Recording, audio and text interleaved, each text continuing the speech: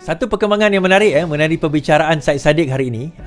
Perbicaraan Syed Saddiq hari ini, Syed Saddiq mendakwa hari ini menerusi perbicaraan Syed Saddiq Syed Saddiq dibicarakan hari ini pula hari lah,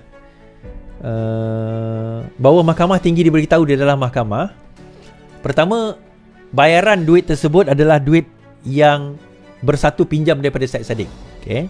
Syed Saddiq menyatakan bahawa duit yang dikatakan dikeluarkan daripada akaun bersatu itu dan dimasukkan ke dalam peti besi Syed Saddiq itu adalah duit yang sebenarnya dipinjamkan oleh Syed Saddiq kepada bersatu sebanyak 170,000. Duit itu dia datang daripada pelbagai sumber, sumbangan orang dan sebagainya. So dia bagi kepada bersatu, so dia ambil balik. Itu yang pertama. Tapi yang menariknya tuan-tuan, Syed Saddiq mendakwa bahawa sebenarnya dia didakwa kerana ada konspirasi politik, iaitu pada waktu itu dia tidak menyokong Muhyiddin Yassin. Kerana itulah kenapa beliau didakwa. Kita baca kenyataan. Mahkamah, pegawai SPRM pujuk Syed Saddiq sokong Muhyiddin. Mahkamah Tinggi di sini diberitahu seorang pegawai Suruhanjaya Pencegahan Rasuah memujuk Syed Saddiq menyokong kepimpinan Tan Sri Muhyiddin Yassin bagi mengelakkan pendakwaan dikenakan terhadapnya. Syed Saddiq juga bekas armada berkata beliau diminta menyokong Muhyiddin sewaktu pihak SPRM menggeledah rumahnya dan ketika siasatan dijalankan. Meskipun tidak mempunyai isu peribadi dengan Muhyiddin yang ketika itu Perdana Menteri, beliau menyifatkan permintaan pegawai berkenaan bagi mengelakkan pendakwaan terhadapnya adalah salah. Beliau bersama saya hampir setiap hari ketika penggeledahan siasatan, namun adalah salah untuk saya meminta menyokong Muhyiddin Yassin bagi mengelak saya didakwa. Salah untuk beliau menyatakan bahawa SPRM menjadi alat politik ketika pertukaran kerajaan dan saya menjadi mangsa politik. Saya harap perkara ini akan diperbetulkan, kata Syed Saddiq. Ahli Parlimen itu selaku saksi pembelaan pertama menyatakan demikian pada pemeriksaan semula yang dikendalikan oleh Peguam Gobind Singh Dio. Semalam Syed Saddiq menyatakan pendakwaan terhadapnya bermotifkan politik dendam, manakala beberapa sahabatnya diugut memberikan kenyataan mengikut kehendak SPRM. Ujar Syed Saddiq, ugutan tersebut terhenti apabila salah seorang rakannya bernama Hidayah membuat kenyataan bahawa beliau diugut dan dikasari pegawai agensi itu ketika soal siasat, manakala rakan lain membuat laporan polis. Beliau ketika itu diminta oleh Peguam Haijan Omar merujuk transkrip audio dikatakan perbualan antara beliau dan seorang pegawai kanan SPRM dikenali sebagai Ehsan. Dalam transkrip itu, Ehsan dikatakan cuba memujuk Syed Saddiq menyokong Muhyiddin kerana bekas Perdana Menteri itu yang membawa beliau memasuki bersatu dan masih mengambil berat terhadapnya. Pada prosiding hari ini, Gobind merujuk Syed Saddiq berhubung cadangan pendakwaan bahawa keterangannya di mahkamah merupakan sesuatu yang difikirkan semula afterthought dipanggil. Okey. Syed Saddiq juga kata, saya didakwa kerana sokong Muhyiddin Yassin. Bekas Ketua Pemuda Bersatu, Syed Saddiq mendakwa dirinya telah didakwa kerana enggan menyokong Presiden Parti dan Perdana Menteri ketika itu Muhyiddin Yassin. Pengasas muda itu mendakwa semasa memberi keterangan untuk menyokong pembelaannya terhadap 4 pertuduhan jenayah yang dikaitkan dengan 1.12 juta. Semasa prosiding di Mahkamah Kuala Lumpur, ahli parlimen itu memberi keterangan bahawa dia tidak punya apa-apa untuk disembunyikan kerana siasatan pihak berkuasa pada awalnya hanyalah berhubung dakwaan kehilangan dana dari peti besi.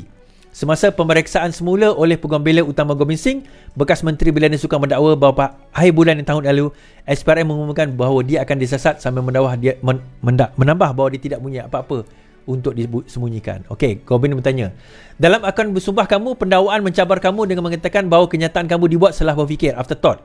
Apakah kenyataan kamu yang dibuat di mahkamah mengenai pertuduhan yang kamu hadapi ini benar? Memang benar ya Arif, semasa hari ini saya masih ingat sangat ketika ia berlaku. Apa yang dibincangkan, di mana dan apa yang berlaku selepas itu. Kerana apa yang berlaku adalah jelas dan salah. Saya tidak mahu musuh politik saya mahu melalui perkara yang sama. Apabila kamu menyatakan, Gobind kata, apabila kamu menyatakan apa yang berlaku jelas apa yang kamu masukkan? Saya jawab, permintaan untuk menyokong Muhyiddin walaupun saya tiada masalah peribadi dengannya. Namun jika perkara itu iaitu menyokong Muhyiddin akan menghentikan pendakwaan terhadap saya, ia salah yang Arif. Pegawai penyiasat IO sendiri menyiasat dan menyerbu rumah saya. Dia bersama saya setiap hari ketika dibawa untuk proses siasatan. Untuk IO itu memberitahu SPRM adalah alat politik apabila tukar kerajaan dan saya adalah mangsa pendakwaan politik. Itu tidak betul dan mengharap ia diperbetulkan. Saya tidak mahu musuh politik berhadapan dengan perkara yang sama. Jika saya harap perkara ini akan diperbetulkan. Apa yang Gobind kata, apa yang dirujuk sebagai salah ialah tuntutan untuk menyokong Muhyiddin Yassin. Jika tidak pertuduhan akan dikenakan terhadap kamu. Itu yang awak cakap. Setakat yang kamu bimbangkan. Itu salah. Betul, itu salah. Okey, maksudnya macam ni lah tuan-tuan. Saya tak nak tuan-tuan lama baca. Okey, dalam perbicaraan tersebut, apa yang berlaku? Syed Saddiq mendakwa bahawa pegawai SPRM datang kepada beliau sewaktu lepas dah kena geledah dan sebagainya, bahawa pegawai SPRM ni minta sokonglah balik Muhyiddin Yassin. Kalau dia sokong Muhyiddin Yassin, dia takkan kena benda-benda ni semua. Itu point dia. Now, adakah Muhyiddin Yassin menyuruh dan sebagainya? Itu cerita lain. Sebab rakaman kepada perbualan antara Syed Saddiq dan pegawai kawan kanan SPRM itu berlaku. Benda itu berlaku kerana ada rakaman yang dibawa ke dalam mahkamah. Adakah Muhyiddin Yassin terlibat? Itu kita tolak tepi lah, terlibat atau tidak. Namun begitu, menurut beliau, inilah kaedah bagaimana Kerajaan Perikatan Nasional menggunakan agensi seperti ini untuk mengugut orang politik sepertinya. Ini dakwaan Syed Saddiq. Okey? So kalau sekiranya dia sokong Muhyiddin Yassin pada waktu itu, mungkin tidak berlaku pendakwaan. Itu. Now, benar atau tidak, kita tengok nanti di mahkamah bagaimana keputusannya, bukan daripada segi dia salah atau tidak, tetapi sama ada perkara itu diterima atau tidak. Itu yang kita kena faham, yang kita kena tahu. Alright, berkenaan dengan jana wibawa. Okey, kita dengar kenyataan daripada SPRM juga berkenaan dengan jana wibawa. Jana wibawa siasatan berterusan termasuk ke atas Muhyiddin. Okey. SPRM tidak menolak akan ada pendakwaan berkaitan program jana wibawa yang setakat ini telah menyaksikan 2 individu dihadap ke mahkamah. Azam Bakir berkata 3 atau 4 lagi kertas siasatan berkaitan isu itu yang sedang dipersiapkan untuk diserahkan kepada pejabat pegawai negara. Saya tidak menolak mana-mana pihak atau pemimpin jika terlibat menerima suapan untuk satu perkara, maka akan ada siasatan. Ditanya jika Presiden Muhyiddin Yassin juga akan didakwa, Mazam kata dia tidak dapat mengulas perkara ini kerana siasatan sedang dijalankan. Siasatan terhadapnya adalah berjalan seperti biasa. Saya serahkan kepada pegawai negara apabila siasatan diselesaikan. Terdahulu timbalan ketua bahagian bersatu segaup didakwa ada 4 pertuduhan.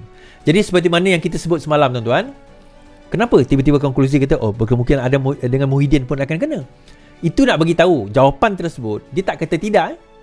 Bermakna bila kita tak kata tidak, secara positifnya kita boleh lihat bahawa sesiapa boleh kena, termasuk pemimpin. Sebab itu bila Muhyiddin Yassin kata dia bukan suspek, itu tak betul. Sesiapa boleh kena. So kita kena faham perkara tersebut. Adakah Muhyiddin Yassin akan kena? Mungkin. Adakah dia mungkin tidak kena? Mungkin. So kedua-dua kemungkinan itu ada. Namun nak mengatakan tidak langsung, tidak. Tidak langsung itu tidak. Sebab itu perkara seperti ini tuan-tuan, kita kena faham. Perkara seperti ini kita faham, bila ada siasatan sedang berlaku, maka siasatan itu akan merangkumi semua, termasuk orang PAS. Kita jangan ingat jana wibawa ini hanya tertakluk kepada orang bersatu semata-mata. Kalau sekiranya orang PAS ada terlibat, maka termasuk orang PAS. Mungkin juga di luar daripada jangkaan kita. Macam cerita Wan Saiful ni, sebenarnya to be honest lah, saya sendiri tak sangka Wan Saiful akan kena. You see bagaimana SPRM ni begitu licik begitu diskret melaksanakan tugas mereka. Kita jangka orang lain, tiba-tiba Wan Saiful kena. Kan? Wan Saiful yang kena. Jadi kita kena faham suasana situasi seperti ini mungkin boleh berlaku. Tiba-tiba kita tak tahu orang PAS kena, mungkin. Tiba-tiba orang ni kita tak kenal kena. Macam semalam 2 ahli perniagaan telah ditahan, seorang di Shah Alam seorang di Johor, lebih kurang macam tu, kerana berkaitan dengan jana wibawa juga. So kemungkinan itu ada. So bila ada kemungkinan perkara ini berlaku, kemungkinan ada orang yang cuba nak mengatakan dia bukan suspek, itu sudah mendahului apa orang kata siasatan oleh pihak SPRM. Jadi daripada sini tak wajar lah kita berkata demikian. Disebabkan oleh itu juga kita kata bahawa dalam siasatan yang sedang dilakukan oleh pegawai SPRM, kita kena berhati-hati dalam buat statement. Seorang dah kena dah kan? Seorang dah kena. Dan juga dalam kita nak mengatakan tidak, ini semua adalah penimbaan konspirasi dan sebagainya, berhati-hati dalam membuat kenyataan tersebut. Terutama dalam social media, kalau kena, kamu boleh kena angkut sekali macam bos kamu. Itu je saya nak cakap. Kan? Itu je saya nak cakap. Kemungkinan itu ada. So jangan komentar sedemikian. Biar mereka melaksanakan tugas. Bak kata Datuk Seri Anwar Ibrahim, sekali lagi saya tegaskan, kalau tak salah buat apa nak takut?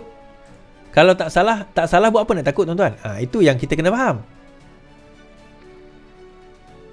Kalau tak salah, buat apa dia nak takut?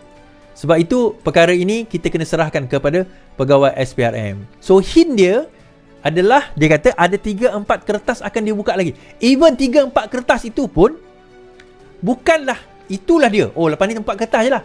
Tak semestinya. Macam saya kata, dia adalah